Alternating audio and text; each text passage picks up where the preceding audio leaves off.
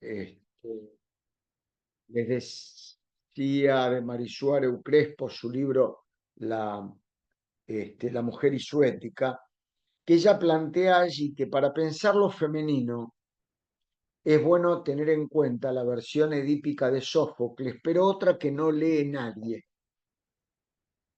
A vos, Mayra, con tu inquietud lectora y de aprendizaje, y a todos les cuento que hay una versión poco visitada de Edipo, que es la de Eurípides, en donde la posición de la mujer cambia rotundamente.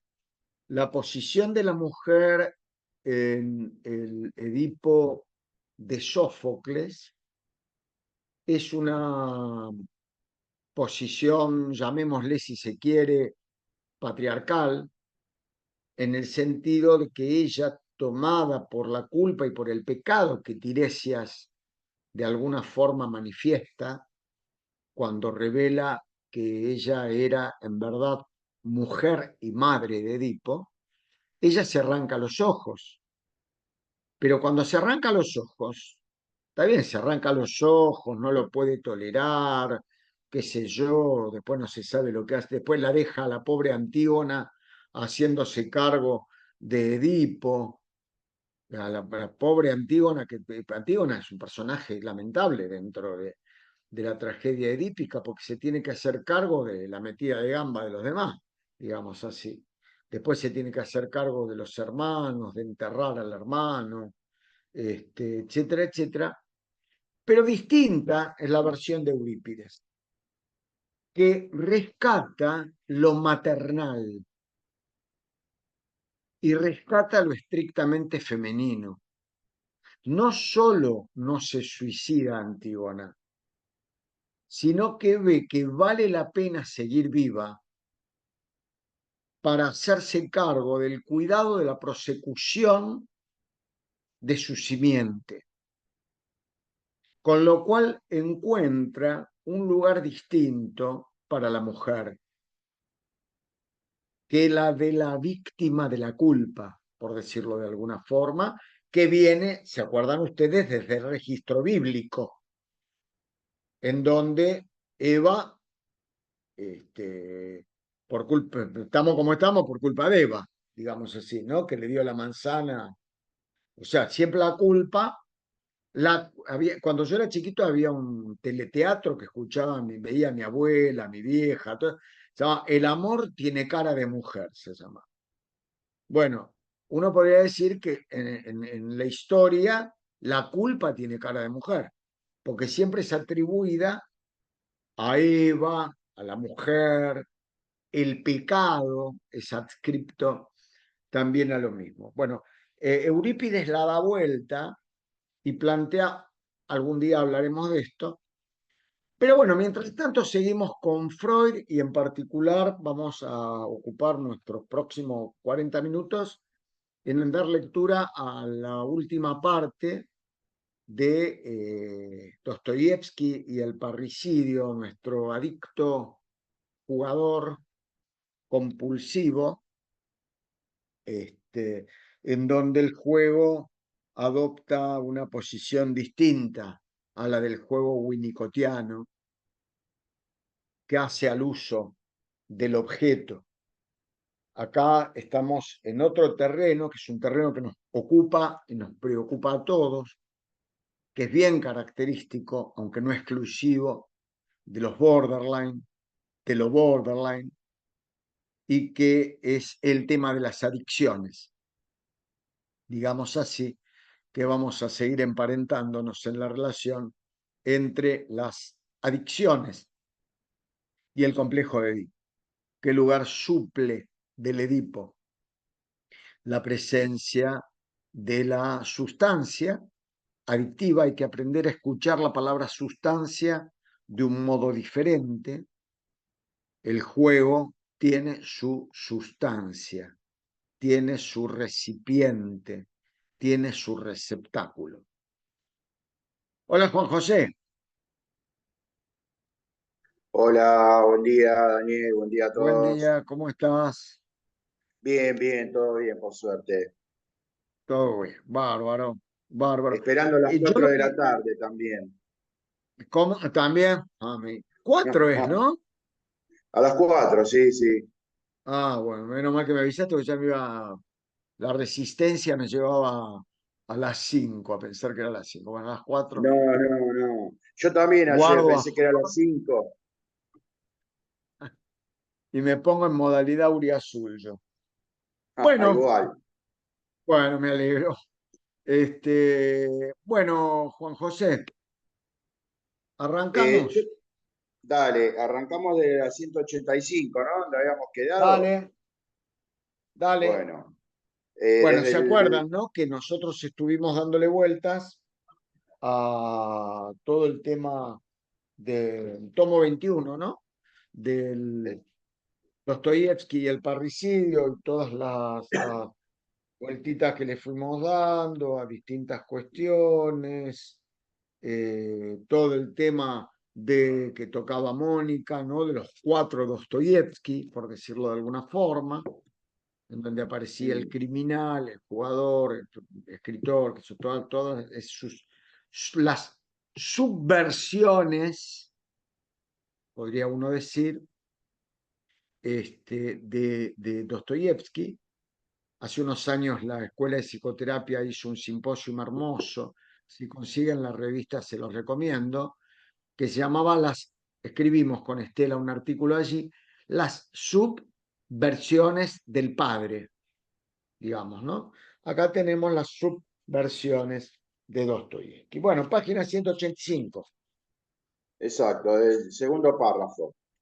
Vale. Difícilmente se deba al azar que las tres obras maestras de la literatura de todos los tiempos traten del mismo tema, el del parricidio. Edipo Rey de Sófocles, Hamlet de Shakespeare y Los hermanos Karamazov de Dostoyevsky. Además, en las tres queda al descubierto como motivo del crimen la rivalidad sexual por la mujer. Sin duda, la figuración más sincera es la del drama que retoma la saga griega. En él es el héroe mismo quien cometió el crimen. Pero la elaboración poética no es posible sin suavizamiento y disfraz. La confesión desnuda del propósito del parricidio, como la obtenemos en el análisis, parece insoportable sin preparación analítica. En el drama griego, el indispensable debilitamiento, pero con preservación de la trama efectiva, es logrado con mano maestra, proyectando a lo real el motivo inconsciente del héroe, como si fuera una Perdóname, composición. Juan José. Hola, Justo. ¿Cómo va? Eh, Te pido que leas de vuelta el párrafo y que por favor prestemos todos mucha atención, ¿Me podés porque es decir muy la importante. página, por favor? ¿Me podés decir la Sí, página? 185. 185. 185. La confesión La confesión desnuda del propósito de parricidio, como la obtenemos en el análisis, parece insoportable sin preparación analítica. En muy el drama griego, importante, perdón, hagamos un sí, punto sí, ahí. Esto es sí, muy importante. Los motivos del parricidio son insoportables sin preparación analítica. ¿Qué quiere decir esto? Que no podemos abordar la problemática del deseo del asesinato del padre sin elaboración previa de otras cuestiones mucho tiempo antes. Nos está prácticamente diciendo que la confrontación que implica el complejo paterno se da, escuchen bien lo que les digo, más que nada los que tengan inclinaciones lacanianas, sobre el final de análisis. Si vos no podés agarrar a un tipo y decir, ay, también, más bien, ¿cómo vas a no hacer tal cosa si vos lo que querés desde siempre es matar a tu padre? Digamos, no es joda, es algo a lo que hay que llegar. Si hay algo en lo que no se puede ser silvestre, es en esto. ¿Queda claro? no es tolerable fuera de la preparación psicoanalítica. Sigamos, por favor, con José. En el drama griego, el indispensable debilitamiento, pero con preservación de la trama efectiva, es logrado con mano maestra, proyectando a lo real el motivo inconsciente del héroe, como si fuera una compulsión del destino ajena al héroe mismo. Este comete el crimen sin intención y al parecer sin influencia de la mujer. Empero, el drama da razón de aquel nexo, haciendo que pueda alcanzar a la madre reina solo tras repetir la hazaña en el monstruo, que simboliza al padre. Y descubierta su culpa, hecha ella consciente, no sigue intento alguno de aventarla, invocando la construcción auxiliar de la compulsión del destino, sino que es reconocida y punida como una plena culpa consciente, lo cual puede parecer injusto a la reflexión, pero es perfectamente correcto desde el punto de vista psicológico. Es decir, La, matar al padre como destino relativo a la culpa, lo cual nos introduce en la problemática de los que fracasan al triunfar. Es decir, individuos que a lo largo de su vida se encuentran siempre con una problemática, siempre la misma. Cuando desean algo, más todavía, cuanto más lo desean, más se encuentran con el fracaso.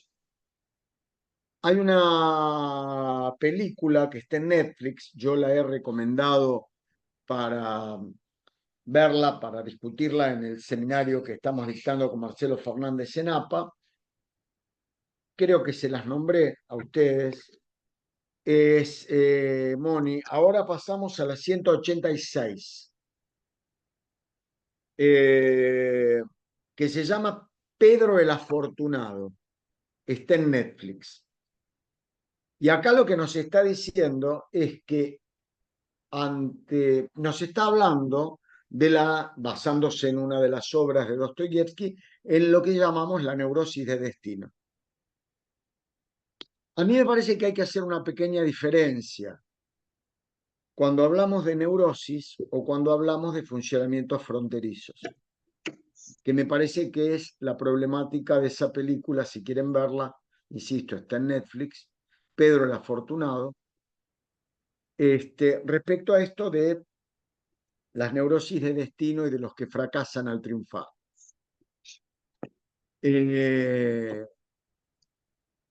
Por un lado, están los que fracasan al triunfar, es decir, aquellos individuos plagados de pulsión de vida que se van a topar con la pulsión de muerte, es decir, con la culpa y el autocastigo.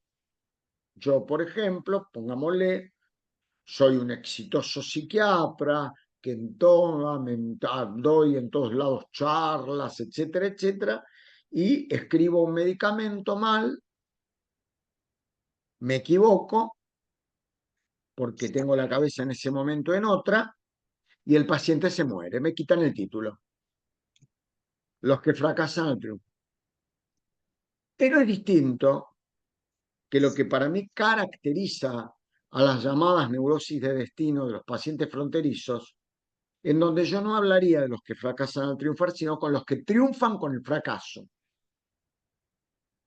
en donde la guía es la búsqueda permanente de situaciones vinculadas a la búsqueda de una muerte que puede o no ser simbólica. A veces es la muerte real. Los que triunfan con el fracaso, para mí, es donde está Dostoyevsky. Era permanente esta cuestión de la compulsión, porque no es lo mismo un tipo que va transitando la vida, se le cuela en la vida la pulsión de muerte, que un tipo que es a pura pulsión de muerte, en donde la vida es un destello que se da en medio de la pulsión de muerte. No sé si queda clara la diferencia. En ambos casos hay fracaso. En una hay búsqueda directa, prácticamente directa, no digo consciente. pero prácticamente directa, es la compulsión a la repetición permanente, permanente, permanente, y el trastorno narcisista de la personalidad es gravísimo. En otros casos, como en el caso, por ejemplo, del obsesivo, que dice lo que no tiene que decir en el momento que no lo tiene que decir, ¿eh? Claro, caso que se ve en la ludopatía. Claro, porque el ludópata no puede parar de buscar la muerte. ¿Se entiende? O sea, no es lo mismo en una adicción, no es los que fracasan al triunfar, sino los que triunfan con el fracaso. ¡Fracasé! ¿Se acuerdan que leía, no me acuerdo, creo que era Mayra la otra vez, que el tipo se inspiraba más cada vez que perdía? Creo que eras vos, Mayra, quien lo leía. O Moni, no me acuerdo, vale. Perdía y ahí revivía. ¿Se entiende? Los que triunfan con el fracaso. El triunfo es el fracaso. ¿Eh? Se están defendiendo contra una pulsión de muerte mucho más terrorífica. Bueno, seguimos, Sí, don Daniel, José. perdón. Sí, Dostoyevski estaría situado dentro de la neurosis de destino, dijiste. de alguna forma sí. Ok. No me atrevo, tomen con pinzas ahora lo que voy a decir, no me atrevo todavía, porque soy bastante atrevido, pero no tanto, de hablar de psicosis de destino. Todavía no me atrevo, capaz que algún día me atrevo, pero yo cuando me atrevo es fácil darse cuenta porque escribo algo, y ahí me atrevo. Estoy por escribir un trabajo, ahora cambié de idea. Para el próximo simposium de APA, a partir de sucesos que ocurren en APA, que es acerca de la ética en el psicoanálisis contemporáneo y se va a llamar Lo mal visto. Lo mal visto. Es decir, aquello que es mal visto. Aquello que no importa si es reglamentario o no es reglamentario, sino que es mal visto. ¿Cuál es la influencia de lo mal visto? Ya se van a enterar, porque probablemente de qué hablar ese trabajito. Bueno, ¿seguimos? Seguimos. La figuración del drama inglés es más indirecta. No ha sido el héroe, sino otro quien consumó la acción. Y para este no significa un parricidio. Por eso no hace falta disfrazar el motivo escandaloso de la rivalidad sexual por la mujer. También vemos, por así decir, bajo una luz, refleja el complejo de Edipo del héroe. A medida que nos enteramos del efecto que el crimen del otro ejerce sobre él, debería vengarlo, pero se encuentra asombrosamente incapaz de hacerlo. Nosotros sabemos que es un sentimiento de culpa el que lo paraliza. De una manera por entero adecuada a los procesos neuróticos, el sentimiento de culpa es desplazado a la percepción de su insuficiencia para cumplir esa tarea. Se recogen indicios de que el héroe siente esa culpa como supraindividual. Desprecia a los demás no menos que a sí mismo. Dad a cada hombre el trato que se merece. ¿Y quién se salvaría de ser azotado? Bueno, esto La está en novela del Hamlet, autor... perdón, Mm, esto está en Hamlet de Shakespeare. Ustedes recuérdense siempre que así como Sófocles es el dramaturgo, digamos, el poeta del Edipo, Hamlet lo es del narcisismo. ¿Eh? Sófocles y Hamlet es Edipo y Narciso, pero esto es para otro costal, ¿sí? To be or not to be, digamos, ¿no? El ser o no ser, la cuestión del ser es la cuestión del narcisismo. La cuestión del Edipo es el tener o no tener. Ser, la cuestión del ser es una cuestión vinculada al narcisismo. Hamlet, esto lo toma mucho Lacan, es como el modelo respecto de las problemáticas del narcisismo en el psicoanálisis. Sigamos, por favor.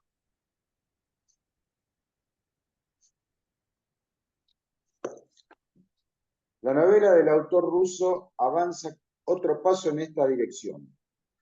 También aquí es otro quien consumó el asesinato, pero uno que tenía frente al asesinado el mismo vínculo filial que el héroe Dmitri, respecto de quien se admite francamente el motivo de la rivalidad sexual.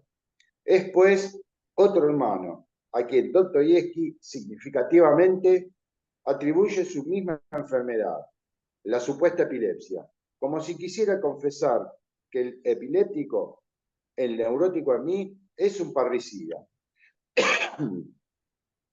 Y luego, en el alegato frente al tribunal, viene el famoso escarnio de la psicología, la que sería una vara de dos puntas, un grandioso disfraz, pues solo hace falta invertirlo para hallar el sentido más profundo de la concepción de Dostoyevsky. No es la psicología la que merece el escarnio, sino el procedimiento judicial mismo. En efecto, es indiferente quién ejecutó de hecho el crimen.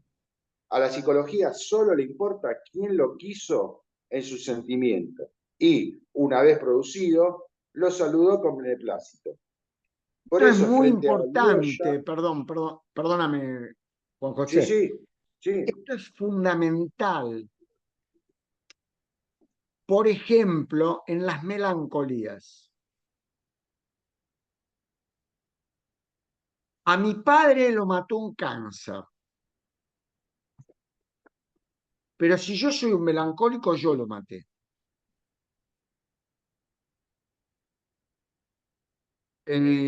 Ponele, ¿no? Mi viejo estaba en el geriátrico y en el geriátrico, como trabajamos con Roland, ¿no? Qué sé yo, tenía un cáncer, se le quebró un hueso, y se cayó y se desnucó. Digo, ejemplos que traía el viejo Roland. Viejo con amor lo digo, ¿no? Porque era tipo que yo lo quería mucho. Este, y se cayó y tal. Entonces yo agarro una melancolía y me quiero suicidar porque digo que yo lo maté porque lo puse en el geriátrico. Cuando era absolutamente indispensable porque no había forma de cuidarlo. Estaba con Alzheimer, tenía tal cosa, tal otra, tal, y no tenía forma. Pero entonces yo me culpo, o sea, no importa quién haya producido el crimen, el culpable soy yo. Acá hay algo muy importante. ¿Hacia dónde va la culpa en la neurosis? A uno mismo.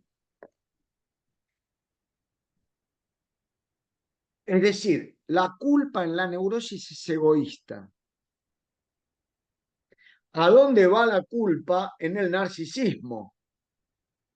Al otro. El otro siempre tiene la culpa. En cambio, en la neurosis es egoísta. La culpa siempre es propia.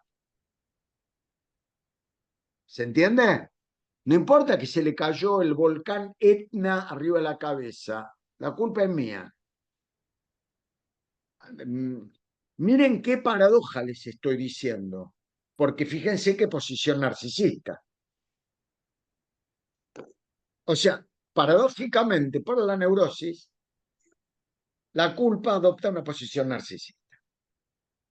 Y para el narcisismo grave, adquiere un lugar proyectivo hacia el afuera.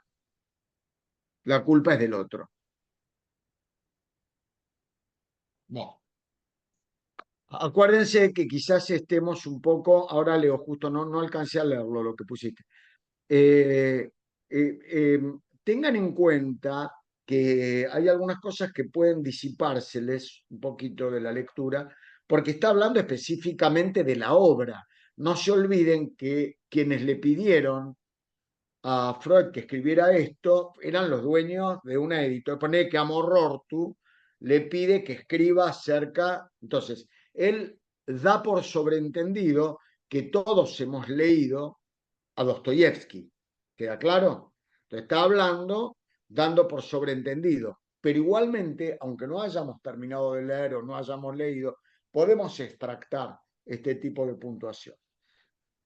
A ver, no sé, acá me preguntaban, habían alguna preguntita, a ver si es para ahora. Moni, vamos a saltar un poco. Disculpas. Por ejemplo, bueno, después leemos todas juntas porque si no me disperso un poco, nos dispersamos. Sigamos, Juan José, por favor. Por eso, frente a Alyosha, la figura de contraste, todos los hermanos, el apasionado gozador, el cínico escéptico y el criminal epiléptico, son culpables por igual. En Los hermanos Karamazov se encuentra una escena en extremo definitoria para Dostoyevsky. En la conversación con Dmitri, el starets ha reconocido que él mismo lleva en sí la disposición al parricidio y se arroja a sus pies. No puede tratarse de una expresión de reverencia.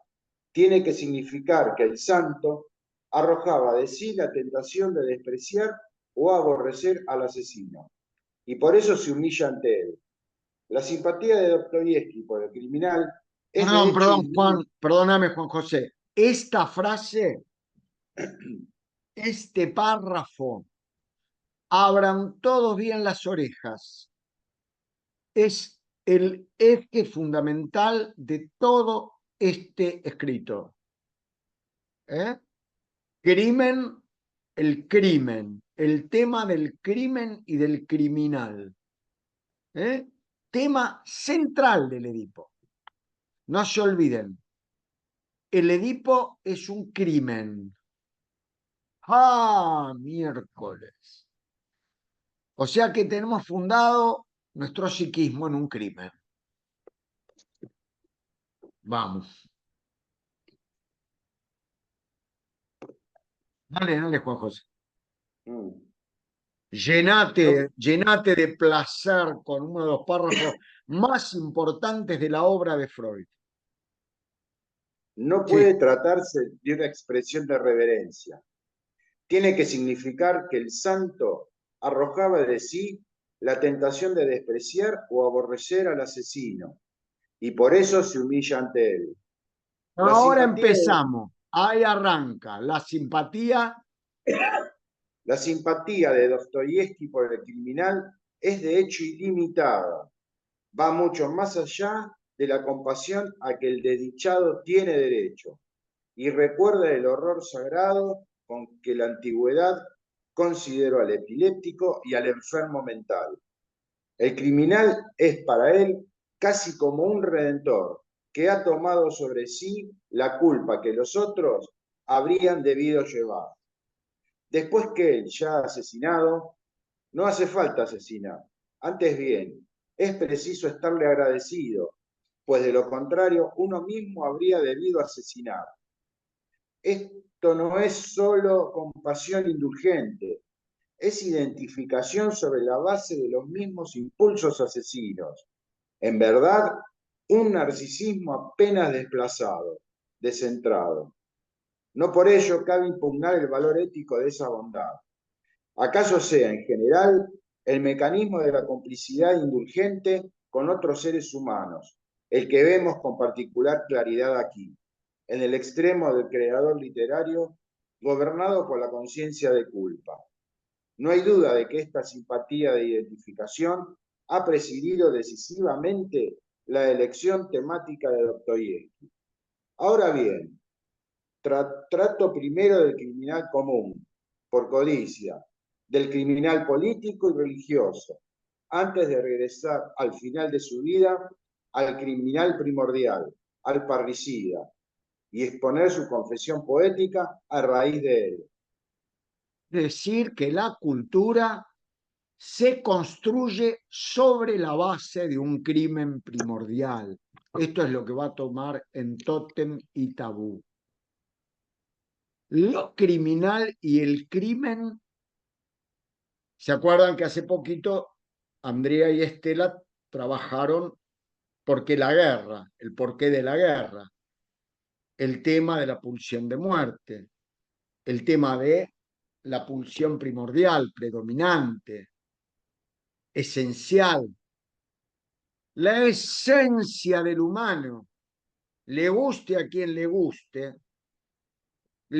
a quien le guste, y no le gusta a nadie, pero le gusta, es la naturaleza criminal del ser humano. Nuestra cultura se edifica, está todo bien, todos fuimos un poquito hippies, algunos un poco más, otros un poco menos, después religiosos, no religiosos, después todos nos gusta, qué sé yo, la música relajante y qué sé yo, y decir cosas bonitas y lindas, y el día de la primavera regalamos alguna flor, si es que nos sobra una moneda, después ir al supermercado, pero la base de la cultura humana está asentada en la tendencia criminal del ser humano. Y digo tendencia porque es pulsional. ¿Queda claro? La cultura es una construcción que trata de, viva la cultura, pero digo, trata de ocultar, trata de tapar la tendencia destructiva y criminal de lo humano. Freud. Bueno, vamos al juego y ya estamos terminando casi. La publicación de la obra póstuma de Dostoyevski y del diario íntimo de su mujer ha arrojado viva luz sobre un episodio de su vida, la época en que estuvo poseído en Alemania por la manía del juego. Manía, acá, perdóname, acá ya va diciendo algo. Manía del juego. La llama a la compulsión a jugar manía del juego. Sí.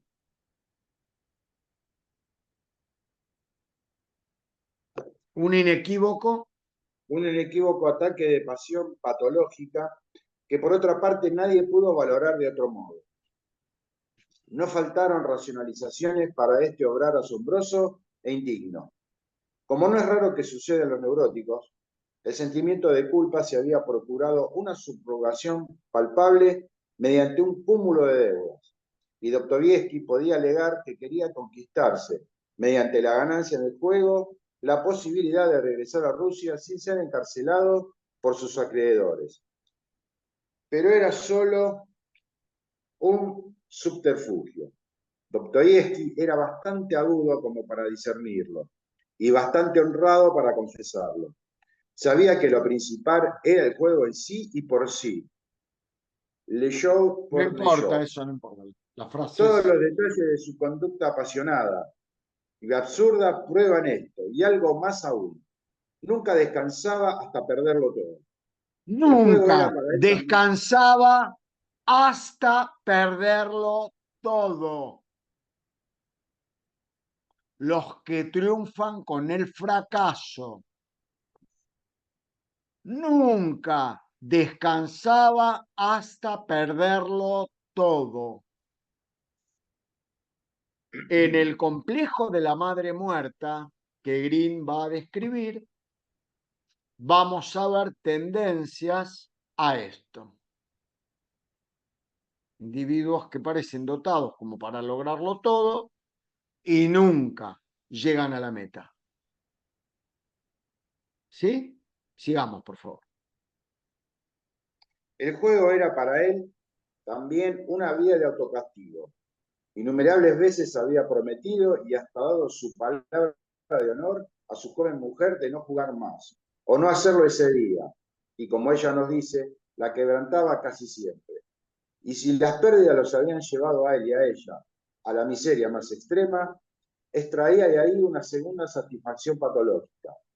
Podía insultarse, humillarse ante ella, exhortarla a despreciarlo, conmiserarla por haberse casado con él, viejo pecador, y tras ese aligeramiento de la conciencia moral, el juego proseguía al día siguiente.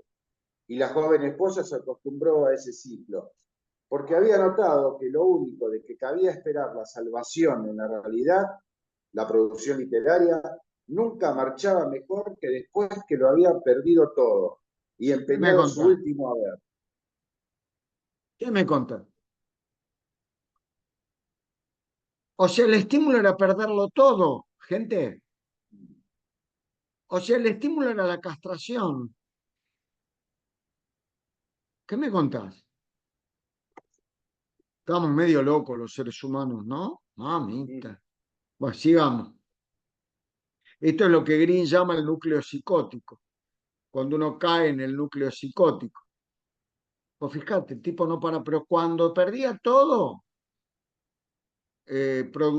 producía. Y en alguna época describimos con alguien que habían 6 vicisitudes que se daban ante la ruptura de un vínculo simbiótico.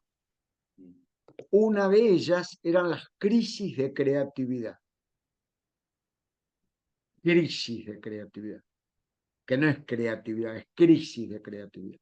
Este tipo perdía todo y se ponía más creativo que nunca. Explícamelo. Imposible. Sería que se despoblaba de pulsión de muerte. Entonces la libido liberada paría, digámoslo de esta forma. Capaz, ¿no? Sigamos, por favor. Desde luego, ella no comprendía los nexos. Cuando el sentimiento de culpa de él era satisfecho por los castigos que él mismo se imponía, cedía su inhibición para el trabajo, se permitía dar algunos pasos por el camino que llevaba al éxito. La pieza del vivencial infantil, a tiempo soterrado que se conquista una repetición en la compulsión al juego, puede colegirse sin dificultad apoyándose en una novela de un literato más joven, Stefan Zweig, Bueno, quien por lo perdón, un demás... detalle. Esta novela es divina, es cortita, les sugiero que lo escuchen. Stephen Zweig era un escritor y poeta muy importante que logró huir a tiempo de los alemanes e ir a vivir a los Estados Unidos y fue paciente de Freud. Y hay una carta muy importante de Stephen Zweig a Freud en donde antes del advenimiento fuerte, había ya asumido Hitler, pero no había terminado de mostrar todas las cartas del nazismo. Entonces, creo que todavía ni siquiera había quemado la obra de Freud, y le escribe Stephen Zweig que estaba extrañándolo muchísimo a Freud y extrañando muchísimo a su familia, y que por ende quería volver a Austria, quería volver a Viena, eh, que no veía la hora de poder embarcarse rumbo a Viena. Y Freud le escribe, en función de la que se veía venir con la Gestapo, los campos de concentración y la mar en coche, le responde 4 palabras: ni se le ocurra. Por supuesto, escuchen bien esto, que Stephen Zweig le hace caso a Freud y no viaja. ¿Cómo termina Stephen Zweig? Se suicida. ¿Ustedes se dan cuenta de lo que es la pulsión de muerte? ¿Qué le habrá querido decir a Freud cuando le dijo que quería volver al territorio de la Gestapo? ¿Qué le estaba contando? ¿De qué lugar al que quería ir le estaba hablando? ¿Ven ustedes la cautela con la que hay que escuchar aquello que está por detrás de lo que se dice? Él le estaba hablando de la pulsión de muerte. A nadie en su sano juicio, ya en aquel momento, se le podía ocurrir que por extrañar a la familia iba a volver a Austria o Alemania. O sea que le estaba hablando, le estaba contando de su relación con la muerte. Por supuesto que Freud, pobrecito ya en esa época, muy enfermo, con la Gestapo encima de su cogote, le dice ni lo que pudo, hasta donde llegó, ni se le ocurra.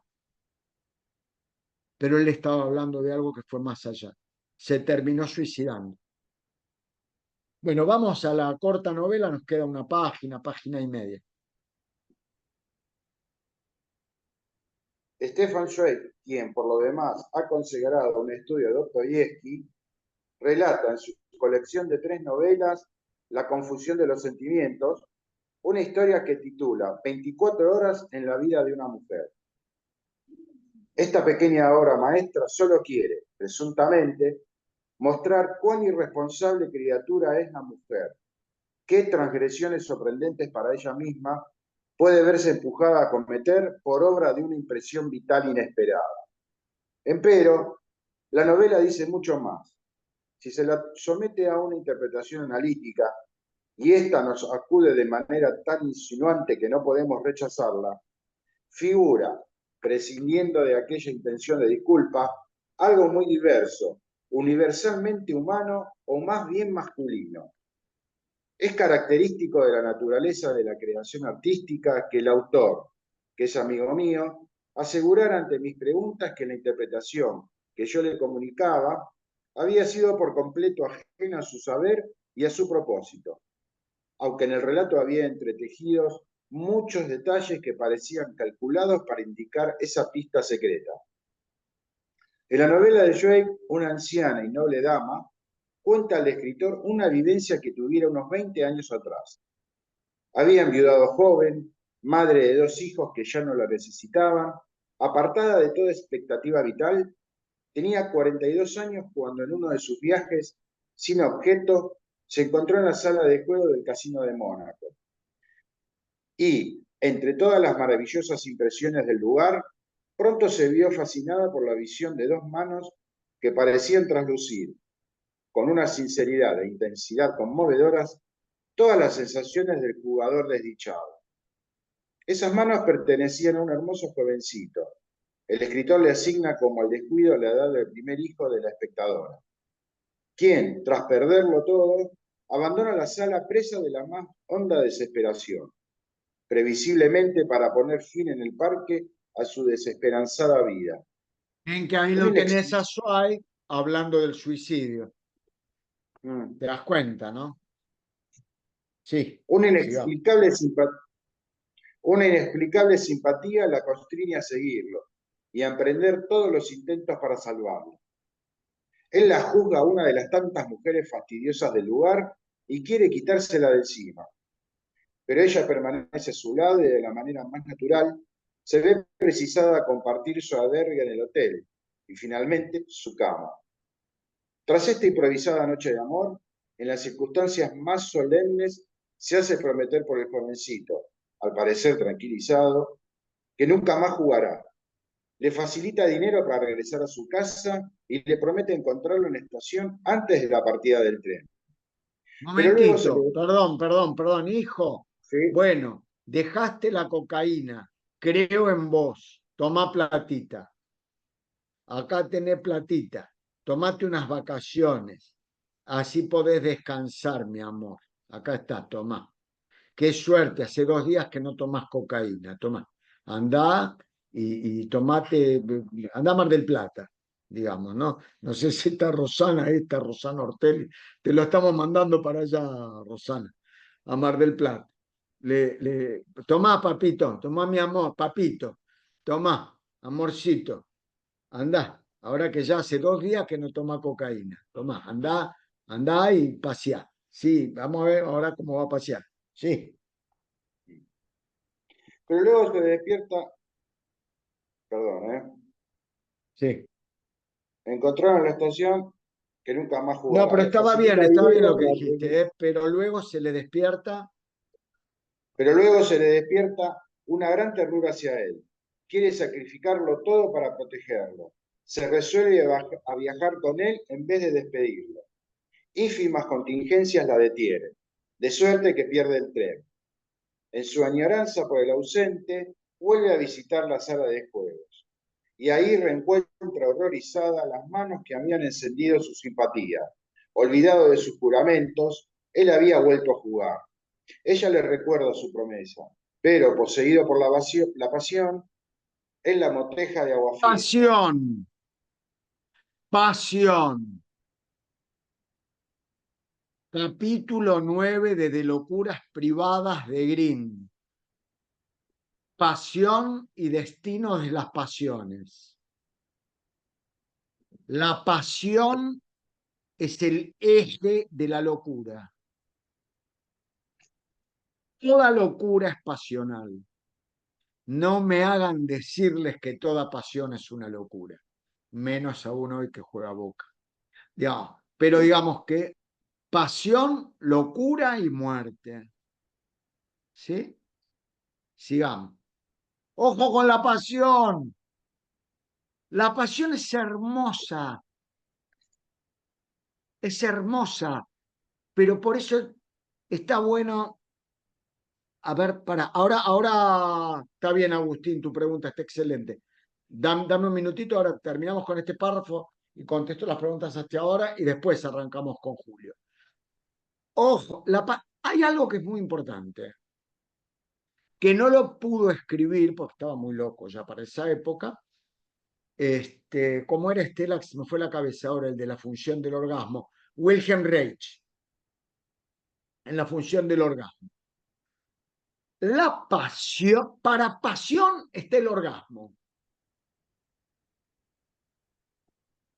Es la pulsión de muerte al tope, después revivís, ahí está.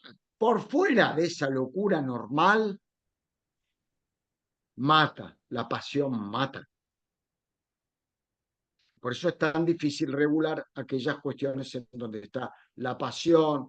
Entonces empezamos con la pasión, con el fanatismo, y nos vamos al 21 a psicología de las masas y análisis del yo.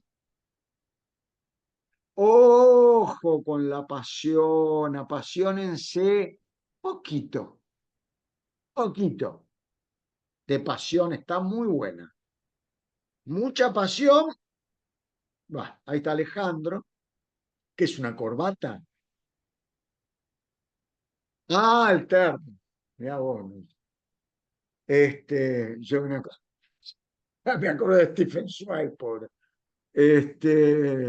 Pero digo, ojo con las pasiones, ¿eh? En el fútbol pasa. Ustedes saben que cuando Brasil pierde de local en el año 1950 el campeonato del mundo frente a Uruguay, el Brasil de Pelé, el Brasil que venía de Suecia, perdón, no, Suecia no, perdón, 50 no, en el 50, perdón, me equivoqué, previo a Suecia. En el 50, Brasil, el meu Brasil, qué sé yo, y la mar en coche, que se comía a los chicos crudos, pierde la final en el Maracaná con Uruguay 2-1. Se suicidaron 130 personas adentro del estadio. Se subían a la parte superior del estadio y se arrojaban, que todo el piso de la parte afuera del Maracaná lleno de gente muerta. Pasión con el negro jefe en Uruguay, los de afuera son de palo, dijo. Algo así. ¿Entendés? Pero digo, ojo con la pasión, por favor, el amor es otra cosa. Bueno, sigamos, por favor, y terminemos ya. Ella le recuerda su promesa, pero, poseído por la pasión, él la moteja de aguafiestas. Le ordena que se marche y le arroja el dinero con que ella pretendía redimirlo. Se ve obligada a escapar en medio de la más honda vergüenza, y tiempo después se entera de que no había conseguido preservarlo del suicidio. Esta historia, brillantemente contada, sin lagunas en su trama de motivos, es sin duda viable por sí sola y tiene asegurado un gran efecto sobre el lector. Empero, el análisis enseña que su intervención reposa en la base primordial de una fantasía de deseo de la pubertad, que muchas personas incluso recuerdan conscientemente. La fantasía reza que ojalá la propia madre introdujera al jovencito en la vida sexual para salvarlo de los temidos prejuicios del onanismo. El incesto. Salvame de la masturbación con el incesto, mamá. Mirá cómo me miran todos. El salvame es peor la masturbación que el incesto, mami. Sigamos. Las fantasías de redención tan frecuentes tienen el mismo origen. El vicio del onanismo es sustituido por la manía del juego. Derivación esta que se trasluce en la insistencia sobre la apasionada actividad de las manos. Real y efectivamente, la furia del juego es un equivalente de la antigua compulsión onanista. Y en la crianza de niños no se usa otro término que el de jugar, para nombrar el quehacer de las manos en los genitales.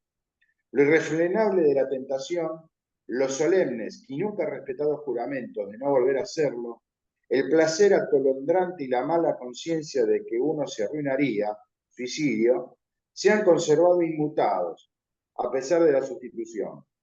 Es sin duda la madre, no el hijo, la relatora en la novela de Zweig, no puede menos que lisonjear al hijo, haciéndole pensar: si la madre supiera los peligros en que me pone el onanismo, me salvaría de él consintiendo todas las ternuras en su propio cuerpo. La igualación de la madre con la prostituta, que el jovencito consuma la novela de Zweig, se integra dentro de la misma fantasía. Vuelve fácilmente alcanzable lo inalcanzable. La mala conciencia que acompaña a esta fantasía impone el mal desenlace de la creación literaria. Es también interesante notar cómo la fachada que el escritor da a la novela busca encubrir su sentido analítico. En efecto, es harto discutible que la vida amorosa de la mujer esté gobernada por impulsos repentinos y enigmáticos. El análisis descubre más bien una motivación suficiente para la sorpresiva conducta de esta señora hasta entonces extrañada del amor.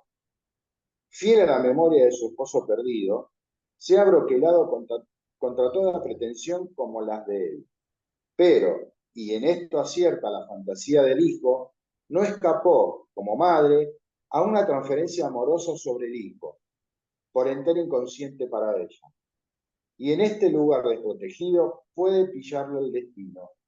Si la manía del juego, con sus infructuosas luchas por deshabituarse y sus oportunidades de autocastigo, es una repetición de la compulsión onanista, no nos asombrará que se haya conquistado tan gran espacio en la vida de Dostoyevski. Es que no hallamos ningún caso de neurosis grave en que la satisfacción autoerótica de la primera infancia y de la pubertad no hubiera cumplido su papel, y los vínculos entre los empeños por sofocarla y la angustia frente al padre son demasiado notorios para necesitar elucidación. Por eso yo creo que también lo de Dostoyevski, seguramente el padre, que era un padre terrible, era terrible, o fue terrible con sus empleados, ergo también con su hijo. Con lo cual, seguramente también en el juego y en la pérdida y en la ganancia, había toda una cuestión incestuosa con el padre, ¿no? Seguro. Una posición Seguro. pasiva. Totalmente. Totalmente.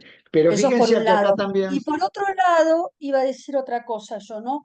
Cuando al fin y al cabo Freud era un ser humano, cuando le contesta a este poeta, a este escritor, le contesta también desde los miedos de él. No te olvides que él tenía que irse de, de, ¿cómo es? De Viena en ese momento, o tenía que irse de, ya todos sus libros estaban marcados, ya se estaban por, ya lo había llamado la Gestapo a él y a Ana Freud también, y le habían Bueno, no se lo dicho, lleva la Gestapo.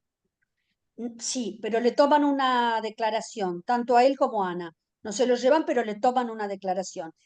Y después sus mujeres, digamos así, María Bonaparte lo saca, pero toda la familia de él, o sea, todas sus hermanas, todas terminan en los campos y terminan muertas. Que Asesinada por los terrible, criminales. terrible, terrible, terrible. Si las hermanas de él decían, cuando los estaban llevando, decían, debe haber un error, yo soy la hermana del doctor Freud, debe haber un error. Bueno, murieron todas, toda su familia murió ahí. Entonces, Claro, él le acá, dice acá, seguramente desde toda su historia, ahí, contesta acá desde su sobre el historia. final se ve un acto ético de Freud porque hace referencia a que una parte importante del material que está presentando está contenido en un libro excelente de un tal Jolan Neufeld, ¿no? Y Emanuel tenía razón, me acordé cuando hablamos antes de empezar nuestra reunión, que lo hacemos siempre, y me dijo que habíamos trabajado Dostoyevsky, y tenés razón, lo habíamos trabajado Dostoyevsky, debe estar en alguna clase del año anterior, digo, ¿no? El año pasado o el otro. Este, y por otro lado, lo que me gustaría que les... a ver, me dice que tengo la conexión inestable. Se te escucha ¿Está bien, estable Darío. o inestable? Sí, ah, bueno. Eh, no, porque lo que les quiero decir es que acá lo que ustedes tienen que ver es que el tipo jugaba y la señora lo pone en la cama. Cuando la señora lo pone en la cama, pone en evidencia el núcleo central, que era por el cual vuelve al casino, que es la tendencia al parricidio. Pero fíjese que esa, de alguna forma, es la fantasía que queda reprimida. Entonces, lo que en la novela hace esta mujer de llevarlo directamente al incesto, es lo que no debe hacer el analista.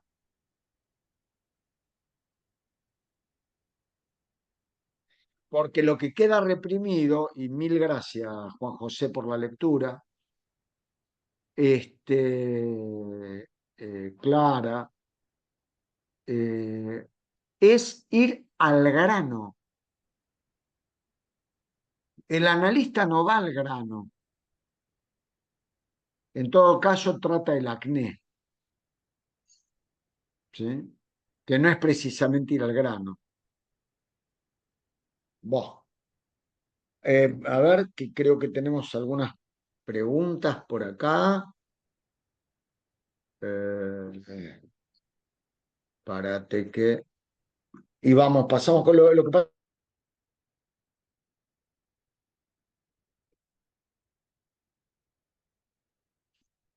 Saludos, muchas gracias. Eh, bueno, no sé cómo se hace esto. Ahí va. Acá, Moni, ponés caso que se ve en él en la ludopatía. Bueno, sí, entiendo que te estás refiriendo a toda la cuestión del acting, ¿no? Me parece.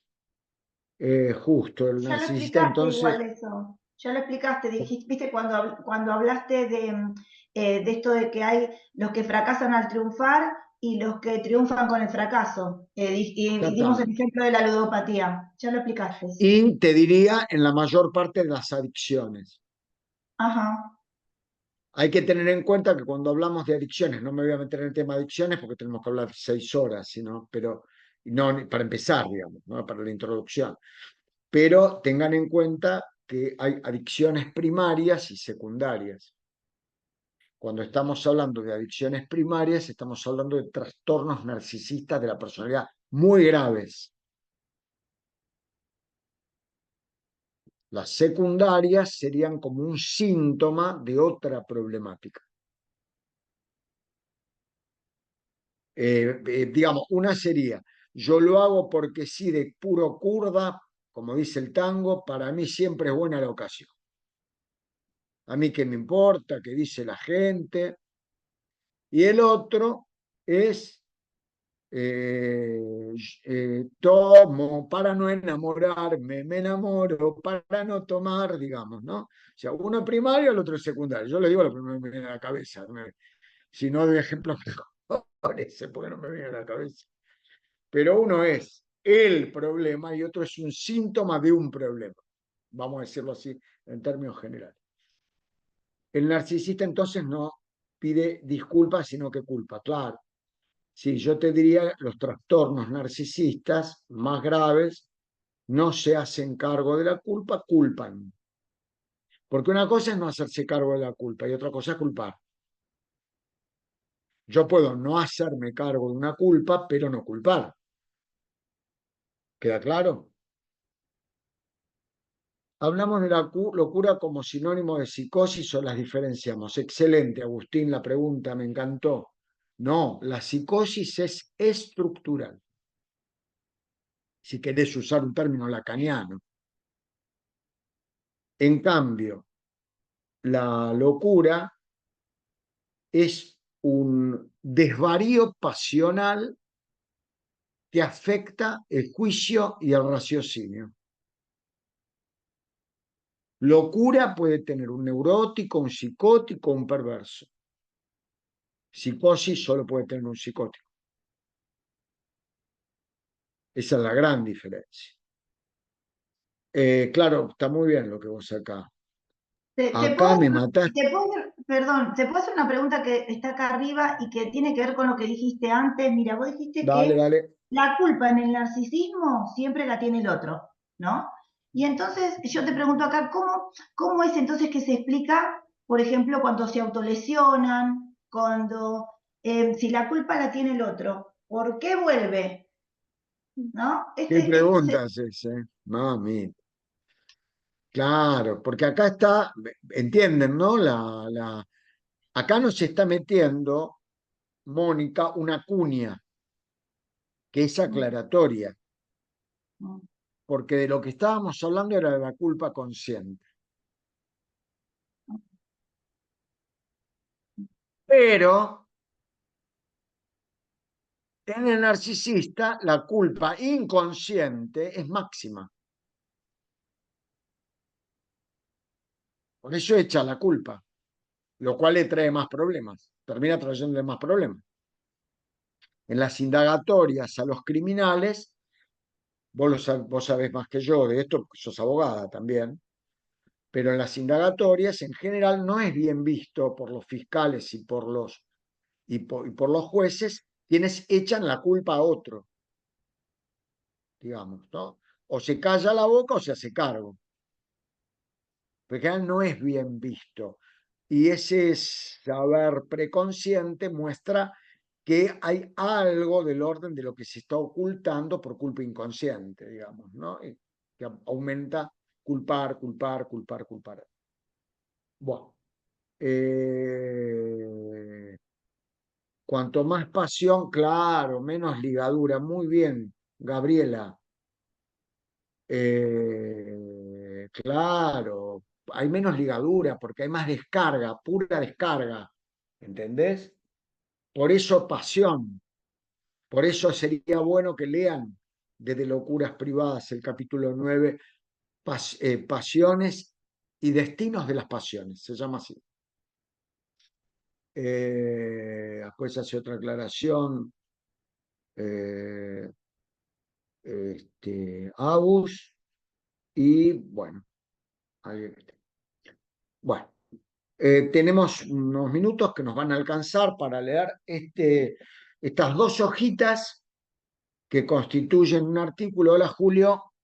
Hola, hola, ¿cómo están? Hermoso, que es una vivencia religiosa. Vamos a tratar la próxima con Estela de tomar la neurosis demoníaca y vamos a ver si ocupamos un pedacito para introducirlos, más que en la lectura de la feminidad y la sexualidad femenina, de toda la vuelta de Freud de la represión a la escisión que se hace a partir de fetichismo, pasando por la feminidad, sobre la sexualidad femenina, el sepultamiento del complejo de Edipo, neurosis y psicosis, la pérdida de la realidad en neurosis y psicosis. O sea, toda una serie de artículos, la escisión del yo en el proceso defensivo, último artículo inconcluso de Freud, es decir, toda la serie que va a inaugurar, por decir así, al Freud a partir del año 27, le quedaban nada más que 12 años de vida. Ustedes tengan en cuenta que Freud empieza con el psicoanálisis a los 40 años, muere a los 82, o sea que el tipo hace todo este desarrollo en 40 años y hay que hacer este desarrollo. Bueno, ahora vamos a ir a algo que también se llama una vivencia religiosa, que nos va a mostrar otra de las posibilidades del posicionamiento frente al padre del complejo de Edipo, y le damos y le damos y le damos y le damos al complejo de Edipo, que fue denominado por Freud el complejo nuclear de las neurosis. En realidad de la psiconeurosis, porque el complejo de Edipo es el complejo nuclear, el núcleo vivo de lo psíquico. El complejo de Edipo es universal. No existe ningún ser humano que no atraviese el complejo de Edipo. Nos constituimos en sujetos por el atravesamiento del complejo de Edipo. Es sin excepción. ¿Qué hace, Julio? Hola, buen día. ¿Se me escucha bien ahí? Si se escucha bien, Bueno, empiezo con la bueno, lectura. En dale. el otoño de 1927, un periodista germano norteamericano a quien yo había recibido con gusto, Bierek, publicó unas charlas que mantuvo conmigo en un artículo donde se mencionaba mi falta de fe religiosa y mi indiferencia respecto a la perduración de la vida tras la muerte. Ya empezamos a Esta, los cachetazos, porque ya en el artículo, este ateo de Freud, empezamos ya con el ateísmo de Freud. Ustedes saben que el ateísmo, más allá de lo religioso, es, es negar al padre. O sea, ya empezamos con el ateísmo, empezamos negando al padre. ¿Sí? Entonces, estamos en tema. Ahora con la lectura, ya desde el vamos, Julio nos ubica en el tema. Ateo, usted no respeta al padre, le dicen. Bueno, vamos a lo que dice Freud. Adelante. esta interview, como se la llamó, fue muy leída y entre otras me deparó la siguiente carta de un médico norteamericano. Lo que más me impresionó fue su respuesta a la pregunta sobre si cree en una supervivencia de la personalidad tras la muerte. Al parecer, usted habría dicho, no opino sobre ese tema. Hoy le escribo para relatarle una experiencia que tuve el año que me gradué en la Universidad de X. Cierta Mire, tarde, Freud, mire, Freud. Ah, ¿no cree en Dios? Y dígame una cosa, ¿qué pasa con la personalidad después de la muerte? A ver, ¿a dónde va la personalidad después de la muerte? Pero yo esas cosas no las respondo, le dice Freud. Ah, no, bueno, ahora le voy a contar una experiencia que tuve, una vivencia que tuve. Escuche, Freud. A ver, Julio. cierta tarde, mientras atravesaba la sala de disección, atrajo mi atención una viejecita de dulce rostro que era llevada a la mesa de disección. Esta mujer Muerta. de dulce, claro, eso no lo aclara, pero después de que era. Claro, si la llevan a la mesa de disección, no la van a disecar viva, digamos, ¿no? Con lo cual estaba muerta y la llevan en anatomía a la mesa de disección, pobre mujer, en paz descanse, muerta, pero ya dice una viejecita de rostro, ¿cómo era que dice? Esta mujer de dulce rostro. Bueno, Sí. Bien, esta mujer de dulce rostro me hizo una impresión tal que relampagueó en mí este pensamiento. No hay Dios. Si lo hubiera, no habría permitido que esta viejecita fuera llevada a la mesa de disección. Cuando regresé a casa esa tarde, el sentimiento que me produjo lo que viera en la sala de disección me había determinado a dejar de asistir a la iglesia. Ya antes de esto, las doctrinas del cristianismo habían sido objeto de dudas en mi mente. Mientras meditaba sobre este asunto, una voz habló a mi alma.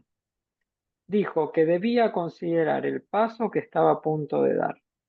Mi espíritu replicó a esa voz interior, diciendo, si supiera con certidumbre que el cristianismo es la verdad y la Biblia la palabra de Dios, lo aceptaría.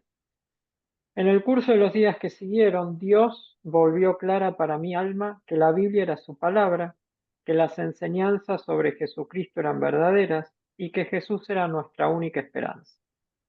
Tras una revelación tan clara, acepté la Biblia como la palabra de Dios y a Jesucristo como mi Salvador personal.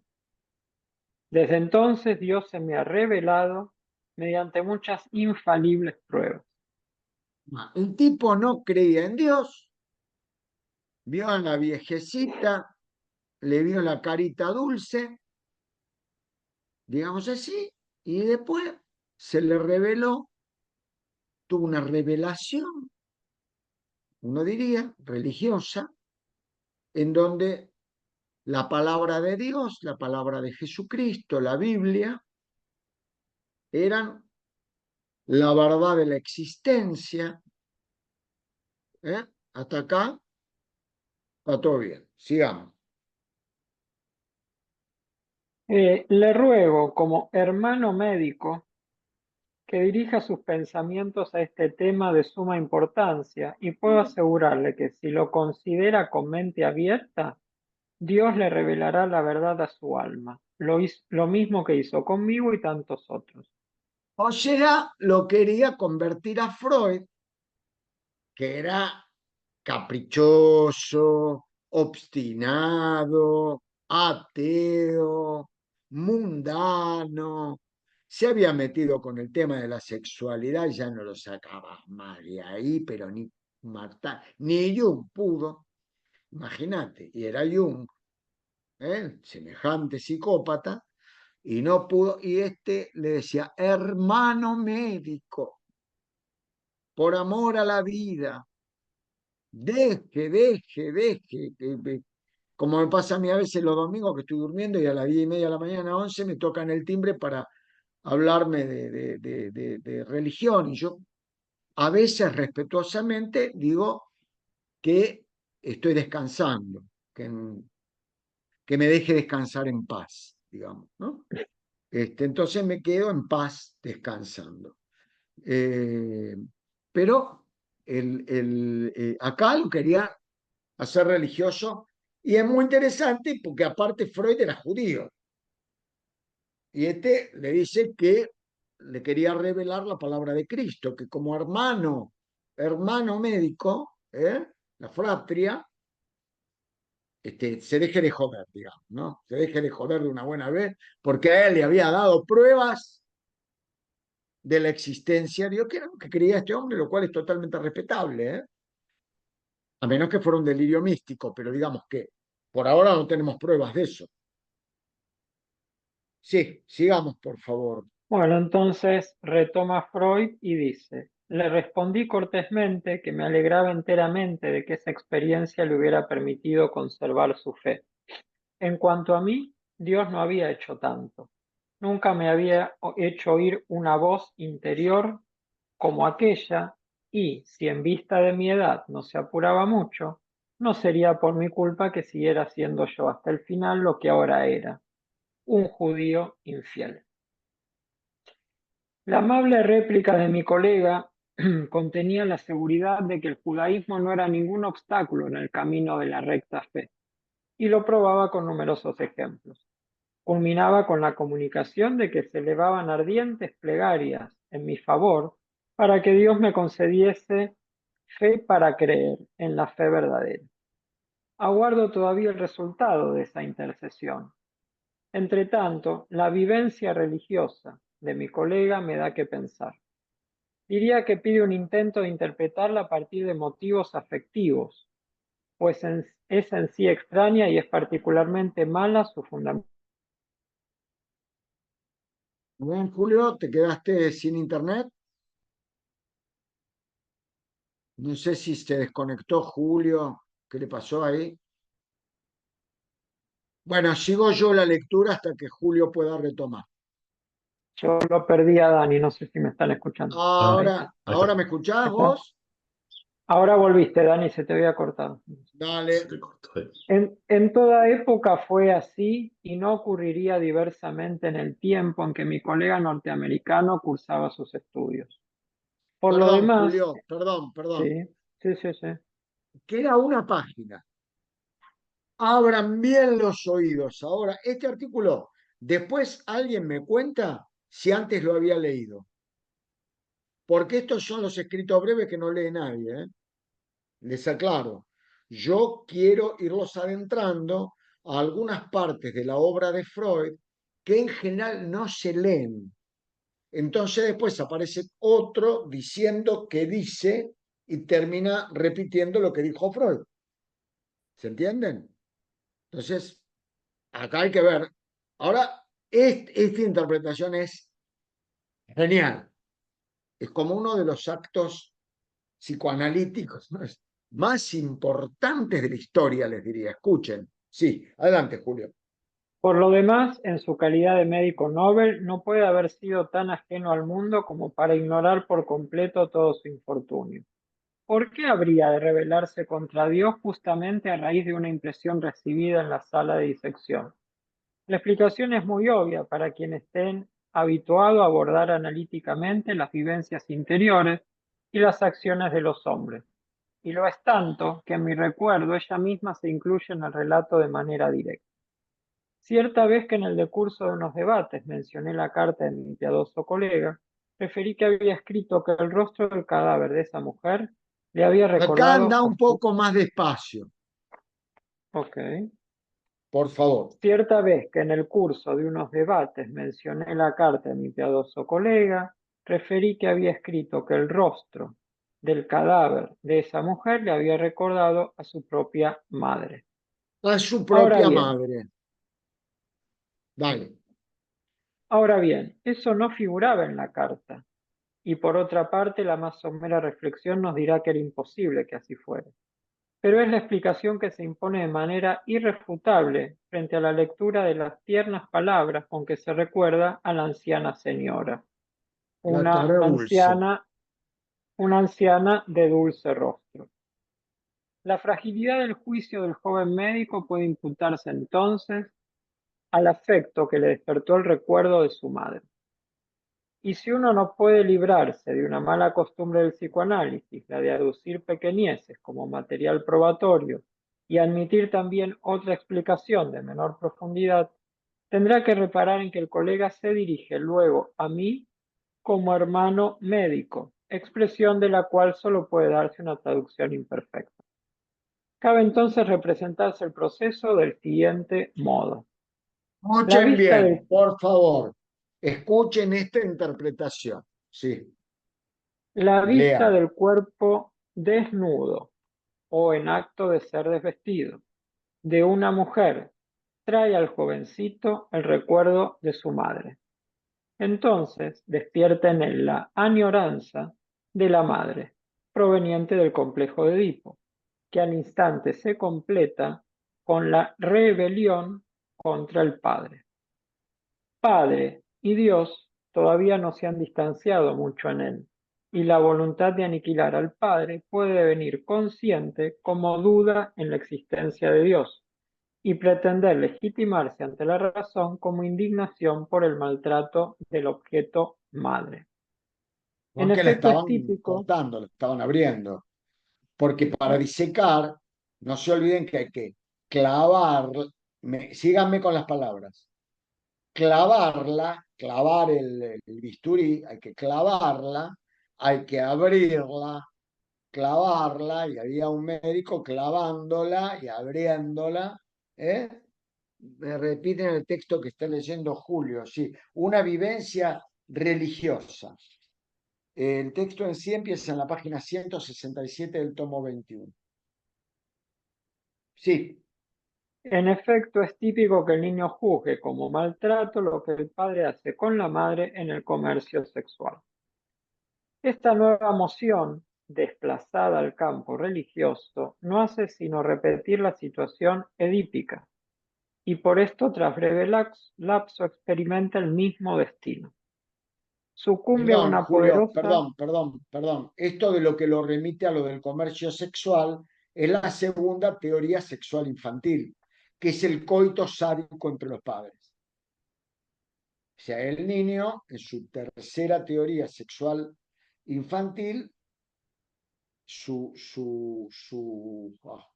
fantasía, digamos así, su teoría es que el padre lleva a cabo un acto sádico sobre la madre, que la sadifica, digamos, ¿no? Sigamos. Sucumbe a una poderosa contracorriente. En el curso del conflicto, el nivel del desplazamiento no es sostenido.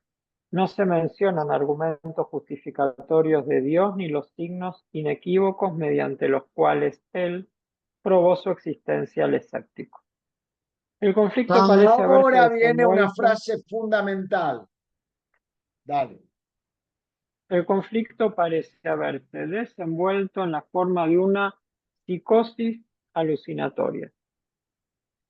Hablaron voces interiores para hacerle desistir de la resistencia a Dios.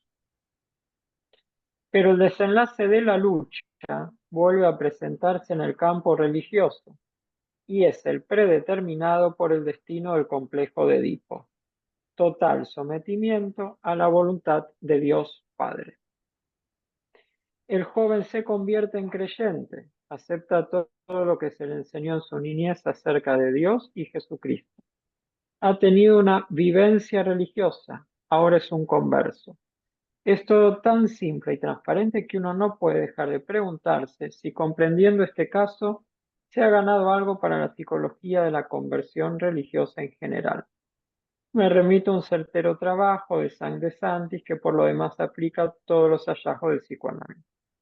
Su lectura nos corrobora la expectativa de que en modo alguno todos los casos de conversión pueden penetrarse con tanta facilidad como el aquí relatado, pero que el nuestro en ningún punto contradice las opiniones que la moderna investigación se ha formado sobre este tema. Lo característico de nuestra observación es su enlace con una particular ocasión que hace recrudecer nuevamente la incredulidad antes que el individuo la supere de manera definitiva. Este es el artículo. ¿Se dan cuenta, no? Ante el incesto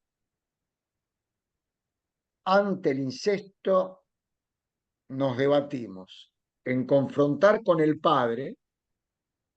Estamos subrayando nuevamente, ¿no? El Edipo acorde a la saga de Sófocles, o el sometimiento al padre. Ustedes saben que se ha estudiado en animales, porque saben ustedes que está demostrado que hay animales con Edipo. Los lobos marinos, por ejemplo, los elefantes marinos, el lobo, los lobos, los simios, los orangutanes. Ustedes saben que cuando un orangután quiere enfrentar al padre para hacerse cargo del clan, ¿vieron los monos esos que tienen la cola roja, la cola colorada?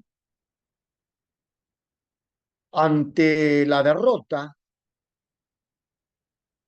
una de las cosas que suelen hacer es darse vuelta, quedar frente al padre y agacharse. Es decir, entregar su cuerpo para ser poseído por el padre en signo de sumisión y sometimiento ante el deseo edípico. Yo, cualquier cosa que se parezca al sentimiento de culpa, porque aparte, así se nos despeja un poco la cabeza.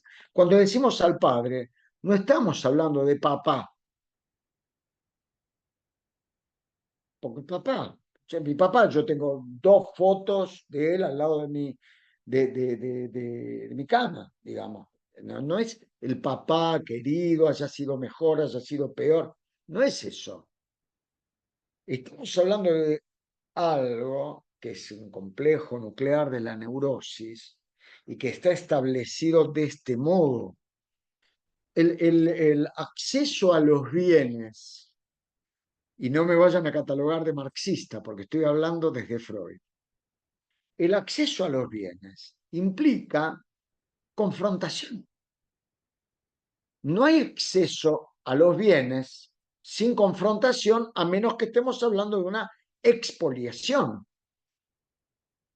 Pero el acceso a los bienes que implica una confrontación, un conflicto, siempre está el que gana y está el que pierde. Esto es así. En la psiquis del niño, el que gana primero siempre es el padre y por eso el padre es idealizado. Para el psicoanálisis, yo no estoy hablando de la religión, cada cual cree en lo que cree y está perfecto. Eso es otro tema. Para el psicoanálisis, la creencia en Dios es una idealización del padre, vamos a decir así, por lo menos de los padres de la época primordial. Había, no me acuerdo si era la Vela Puerca o qué grupo, había escrito una canción que dice, mi padre es mi Dios. La verdad que lo tendría que haber puesto al revés, que mi Dios es mi padre. El psicoanálisis, yo siempre lo aclaro, no estoy hablando yo en contra ni de ninguna religión, ni de nada, ni de los que me despiertan a las 11 de la mañana un domingo, siquiera. Estoy diciendo la lectura que hace el psicoanálisis. Es decir, ¿qué es la idealización? Porque en realidad este artículo que te agradezco enormemente, Julio, que lo leíste y cómo lo leíste.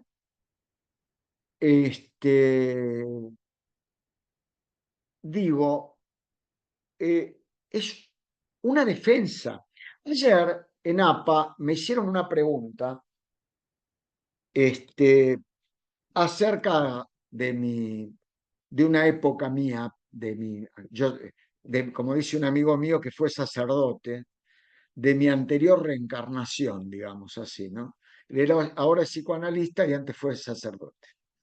Bueno, yo antes estaba en la religión de Kember y después me hice psicoanalista, digamos, ¿no?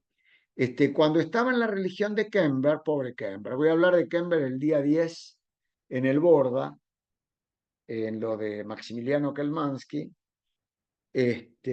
No le voy a hacer precio a Kemper, eso es verdad, porque yo no soy ni chupa Kemper, ni chupa Green, ni nada. Pero cuando en mi anterior vida con Kemper,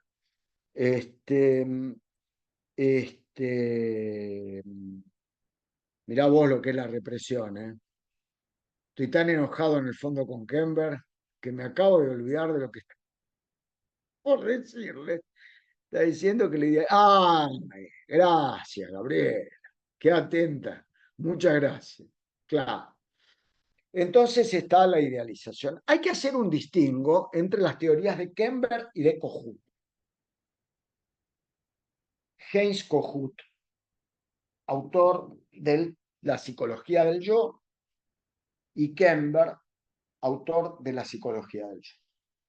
En donde tiene razón Kemper. Parezco el del caso que leyó Julio, ahora me estoy haciendo un converso de vuelta, estoy volviendo a mi ex Dios, digamos. Para Kohut, que autor con el cual trabajó mucho Bruno Vinograd. Estela, vaya si lo sabrá, fue supervisor de ella durante años y maestro en SAP. Eh, para Kohut, con la diversidad de sus transferencias, hay, digamos así, como que en el paciente grave narcisista hay algo que no se formó y que se puede formar en la transferencia. Por eso habla de transferencia idealizada, transferencia gemelar. Es decir, el paso de idealizar al analista constituye parte del rearmado en el paciente narcisista. Hay un caso famoso de Kohut que creo que se llama el paciente de los sesos a la manteca negra. Un paciente que cuando salía de la sesión con Kohut iba y comía sesos fritos con manteca negra en un restaurante que quedaba en la esquina del consultorio de Kohut. Para Kohut, entonces, la idealización es un fenómeno absolutamente necesario, imprescindible en el tratamiento. Para Kember, y en esto Kember creo que se gana el título otro tejano igual, sí, no, pero no era, por lo pronto los sesos que comía no eran humanos, hasta donde yo sé, digamos, ¿no? Después si era asesino serial y comía sesos humanos, ya eso escapa de mi conocimiento. Si no, además debiéramos denunciarlo, ¿no? Que debe estar muerto. Es muy interesante leer, hay artículos muy lindos que confrontan la doctrina de Kember con la doctrina de Kohut. Kember, pensando como Freud y pensando como Melanie Klein, la idealización, por decirlo de otro modo, el objeto idealizado, si quieren anoten esto, siguiendo a Klein, siempre es un objeto malo. El objeto bueno nunca es un objeto idealizado. ¿Por qué? Porque ¿para qué idealizo al objeto? Al objeto lo idealizo para salvarlo de mi agresión, de mi envidia y mi destructividad. Cuanto más alto lo pongo, menos a mi alcance está. Pero cuidado con la idealización. Ojo con la idealización. De la idealización hay que cuidarse, ¿eh? Escuchen bien lo que les digo. Ojo con las idealizaciones. Porque cuando el objeto idealizado cae, se hace trizas. Y si uno fue tras él, uno también se hace trizas. Entonces, la idealización, que no es lo mismo que la identificación, porque una de las posibilidades de la identificación es la idealización. Pero la idealización como identificación siempre frustra, porque en tanto alcanzo al objeto, cae la idealización. Pero cuando cae, se destruye. Entonces, acá lo que hay que ver es que por volver a Dios, de algún modo, lo que plantea... A ver, hay un tema. Acá esto podemos charlarlo coloquialmente. La gente muy creyente, pero creyente desde el alma. Yo conozco católicos, cristianos evangélicos, judíos, maometanos. Adoración a Dios. Hasta que se le enferma un ser querido. Muchas veces lo primero que hacen es mandar epítetos contrarios a Dios. ¿No les pasó? ¿No lo vieron? Eso no lo escucharon nunca. ¿Por qué me fallaste? El tango está lleno de estos ejemplos. Yo que creí tanto en vos, ¿no conocen el cuento de del curita que estaba en Entre Ríos. Hay un cuento, es un cuento, que había un curita en Entre Ríos que estaba dando misa y estaba dando misa a la población de allí y empieza a venir la inundación. Entonces entra una canoa, vamos padre, vamos, que se viene la inundación. No, hijo, no, hijo, Dios me salvará. Se va la canoa. Ya el agua llegaba acá, digamos, al cogote. Ya entra la canoa. Bueno, dale, padre. Che, no, no, no, hijo, no. Dios me salvará. Dios me salvará. Termina, el agua ya la tenía por acá, el cura apenas podía con una narina sola respirar. Agata puede entrar la canoa. Por favor, padre, que ya estamos, que ya está todo hecho pelota. Hijo, Dios me salvará. Bueno, obviamente subió el agua y el cura se murió. Va al cielo y estaba San Pedro en primer plano con la llave y en el segundo plano estaba Dios así esperando. Y agarra, saca la cabeza por un costado y empieza a maltratar a Dios. Yo que creí en vos, creí que me ibas a salvar, creí que me ibas a salvar, ¿por qué no me salvaste? Y San Pedro le dice, ¿por qué no te callás la boca? 3 veces te mandó una canoa y no te subiste nunca. Entonces, el padre idealizado fácilmente se transforma también en el padre odiado. Una forma de poder aplacar el odio y el parricidio es la idealización. Así que, como le digo muchas veces, o como hay, yo creo como hay que de alguna forma intentar hacer como padre, es no ser idealizado. Padre, madre, digo acá, no ser idealizado. Que te puedan decir los hijos todo lo que sienten en la medida de lo posible. Todo lo que sienten. Uno, por supuesto, tiene su narcisismo, a veces no le gusta, porque en realidad... Bueno, nosotros la próxima vamos a abordar como tema central con Estela la neurosis demoníaca. Nos van a quedar 10 minutos, 8 minutos, es una cosa casi muy extraña, creo que no pasó nunca. Siempre nos faltaron 8 minutos. Pero yo les quiero decir una cosa. Freud instala a partir del año 1927, que escribe Fetichismo, yo diría una nueva tópica, que es la tópica de la decisión, que es en alguna medida lo que venimos trabajando desde el principio de este año.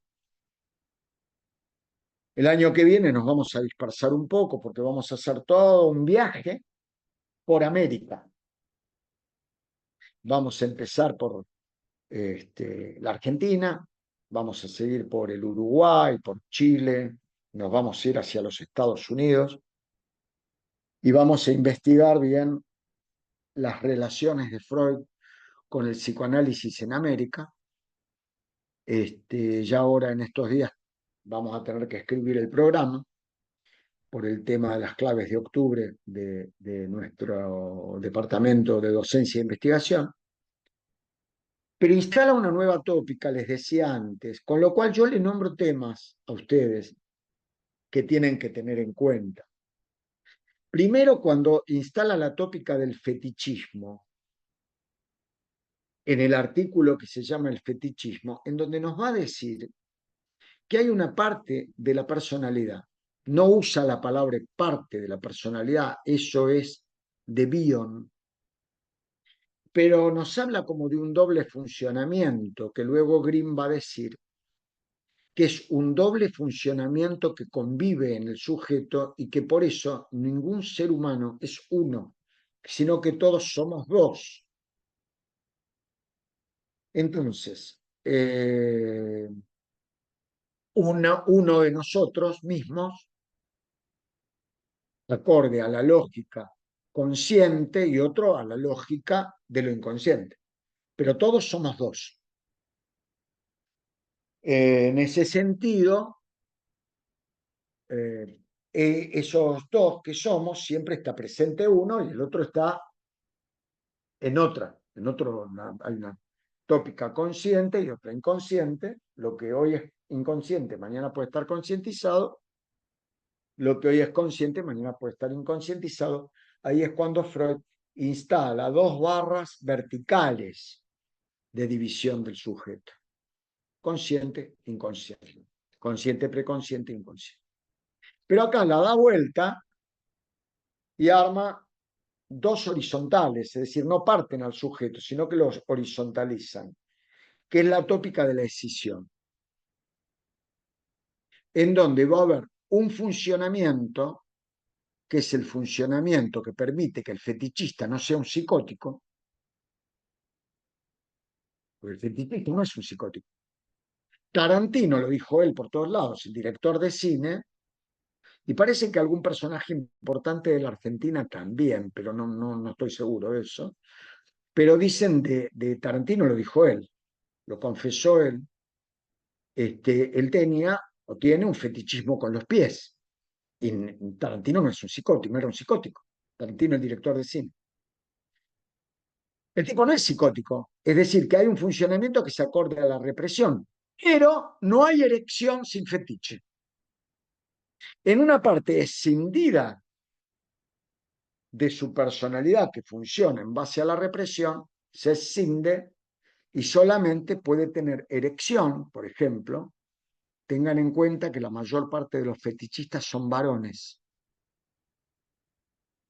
Hoy cambió un poco, pero en la época en la que nos formábamos con Moldavsky, con Estela, que supervisábamos y estudiábamos con Moldavsky, se decía que el exhibicionismo quedó más del lado de la mujer, de lo femenino.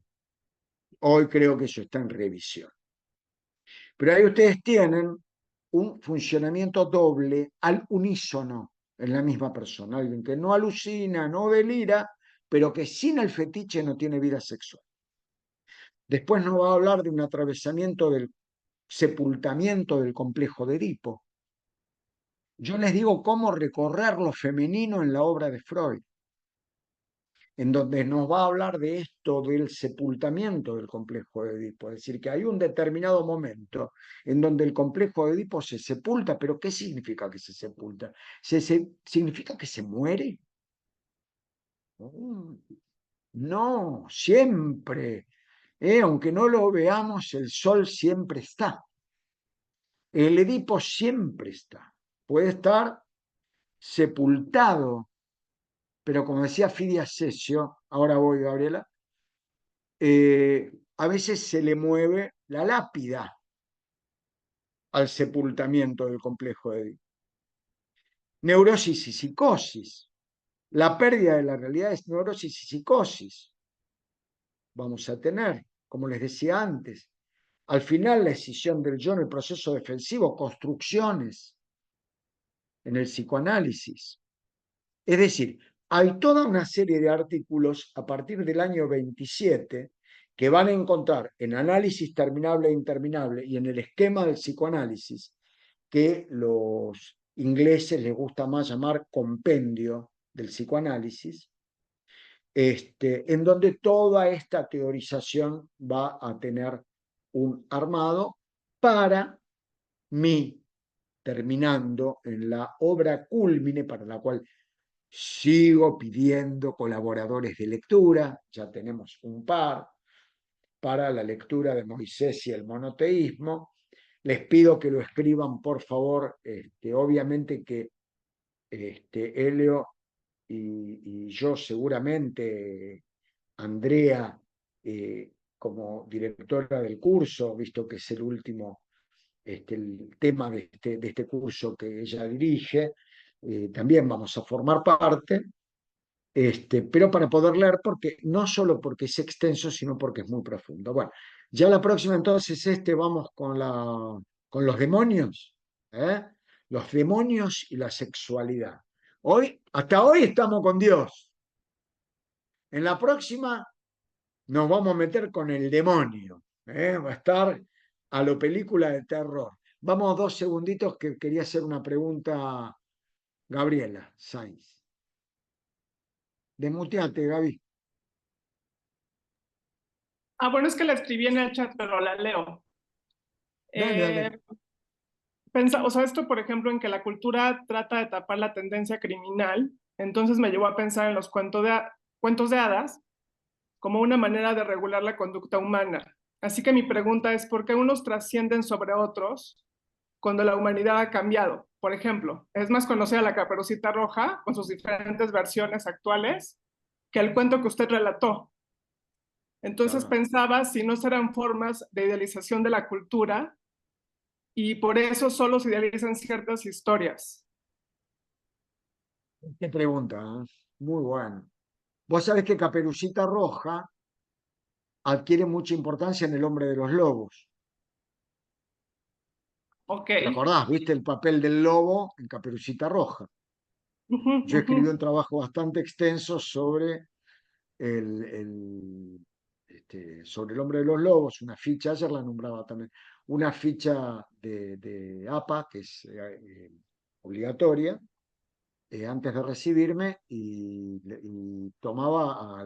Lo que pasa es que vos estás tocando el tema central, que es esto de lo que trasciende. Está bueno, porque se entiende, ¿no? Porque a los chicos les sigue interesando, más allá de los cambios culturales, estilos de cuentos. Estela estudió mucho este tema de los cuentos infantiles, etcétera. Y la respuesta, ¿sabes cuál es? Que el sol siempre está. En el trasfondo de los cuentos infantiles siempre está el complejo de Edipo. Tal cual. Los cuentos de hadas en realidad dan la explicación acerca de algo. Bueno, ahí se puede ver bien toda la teoría kleiniana en lo bueno, en lo malo, en lo que necesita internalizar el niño, digamos, tanto de objeto bueno como de objeto malo, y proyectar en el cuento sus propias ansiedades. Por un lado. Por otro lado, además, también en los cuentos infantiles hay un relato idealizado de situaciones históricas que no han sido, serían fake news, lo que se le llama ahora.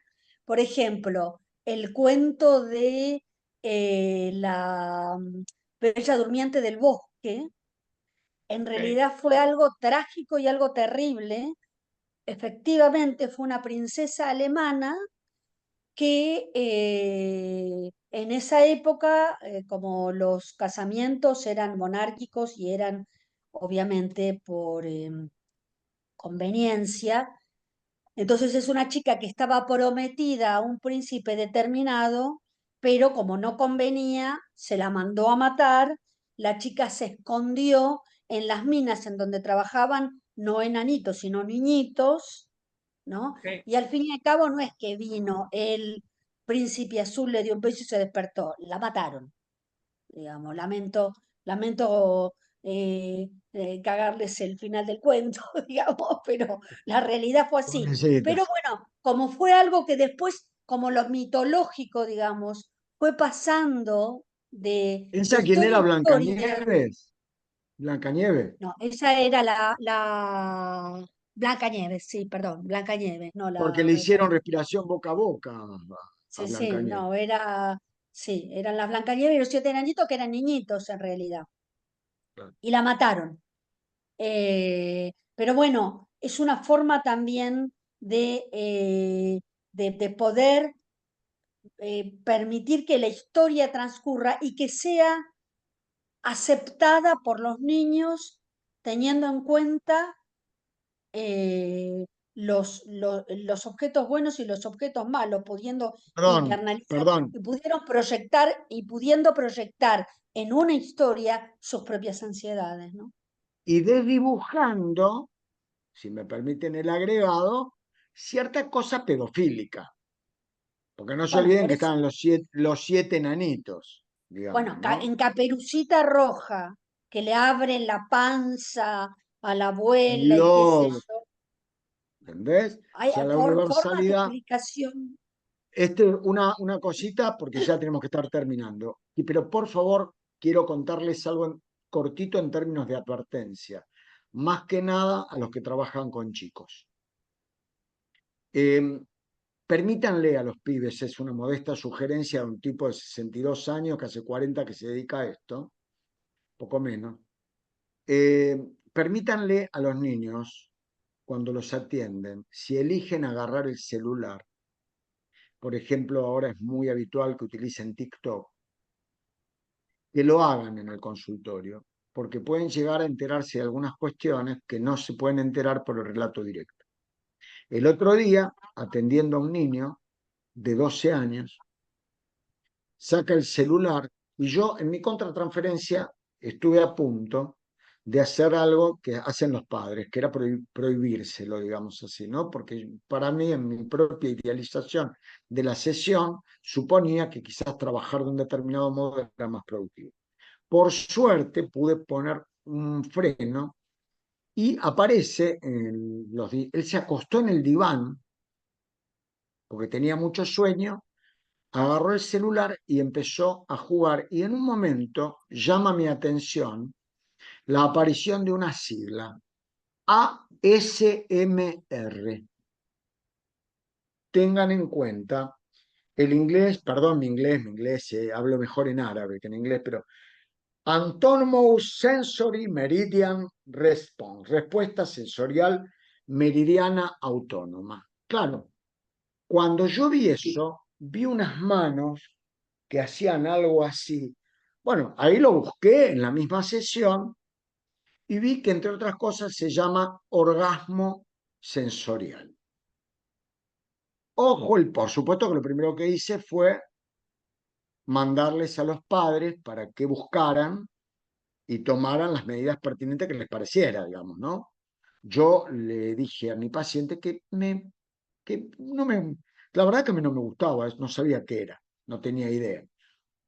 Creo que hay que tener cuidado porque están apareciendo modalidades de grooming. No digo que esto lo sea, capaz que esto no lo es, pero están apareciendo modalidades de grooming, de acoso cibernético a los niños que son novedosas. Ojo el piojo, ¿eh? Ojo, me acordé ahora que estaba citándose el tema de la pedofilia.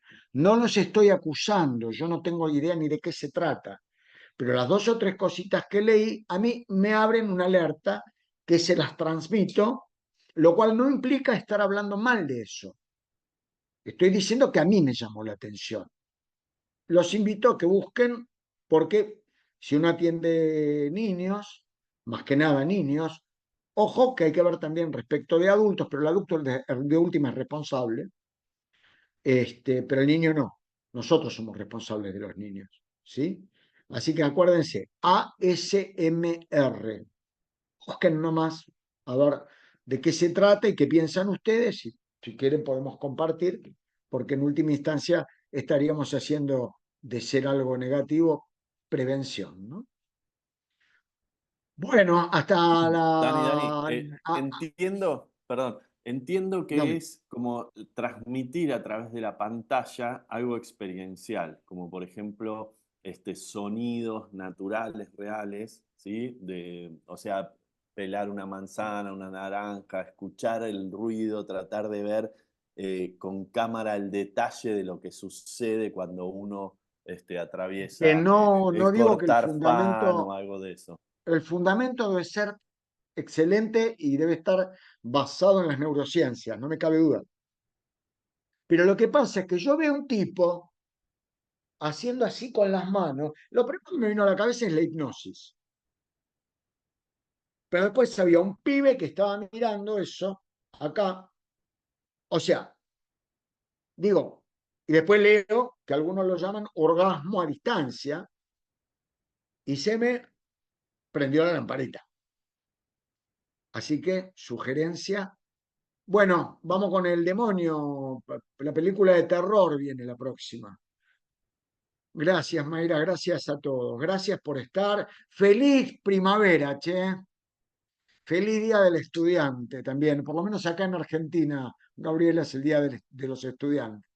No sé si así también. Bueno, Un abrazo a todos. Muy Un interesante abrazo. todo, gracias. Gracias. Que estén Gracias bien. igualmente. Gracias. Un abrazo.